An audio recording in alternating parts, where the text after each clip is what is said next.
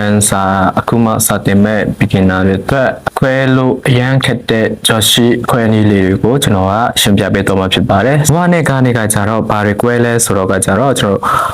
ဝါဆိုတာကကြတော့ကျွန်တော်တို့အားလုံးကသိထားတဲ့အကြောင်းအရာကျွန်တော်လည်းသိတယ်နားထောင်တဲ့လူလည်းသိတယ်တခြားလူလည်းသိတဲ့အခါမှာကျွန်တော်တို့ကဝါကိုသုံးပြီးတော့ကားဆိုတာကကြတော့ကျွန်တော်တို့ပြောပြနေတဲ့အချိန်မှာတစ်ဖက်လူကမသိတဲ့အကြောင်းအရာဆိုရင်ကျွန်တော်တို့ကားကိုအသုံးပြုရတယ်ပြီးတော့ကျွန်တော်တို့ဘယ်လိုမှတ်လို့ရသေးလဲဆိုတော့အကြောင်းအရာတစ်ခုဆိုတဲ့အခါမှာကျွန်တော်တို့ကားကိုအသုံးပြုရမှာဖြစ်ပါတယ်ဆိုတော့ကျွန်တော်တို့ဒီ story ကိုဖတ်ကြည့်လိုက်အောင်နော်昔あるところにおじいさんとおばあさん住んでいましたある日おじいさん山へ芝刈りにおばあさん川へ洗濯に行きました story မှာဆိုရင်ကျွန်တော်တို့ကဒီအရှိကလာတဲ့အကြောင်းအရာဆိုရင်ဒါကအကြောင်းအရာအတစ်တစ်ခုဖြစ်တယ်ကျွန်တော်လည်းမသိဘူးဒီအခုနားထောင်နေတဲ့လူလည်းမသိဘူးဒါဆိုကျွန်တော်တို့တက်ကဒီဟာဒီအကြောင်းအရာအတစ်တစ်ခုဖြစ်တယ်ဒါဆိုရင်ကျွန်တော်တို့ဒီနေရာမှာကားဝတ်တုံးပြရမယ်ဆိုတော့ကျွန်တော်တို့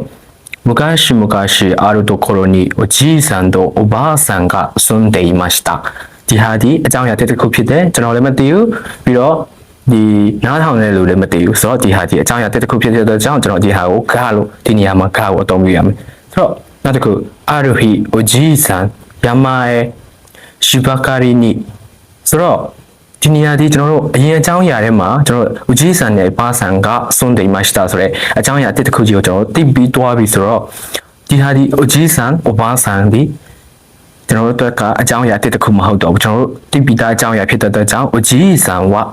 おじいさんは山へ芝刈りにおばあさんは川へ洗濯に行きましたဆိုတော့အကြောင်းအရာတစ်ခုဖြစ်တဲ့ခါကျရင်ကျွန်တော်တို့ကကားကိုအသုံးပြုပြီးတော့တကယ်လို့ဒီ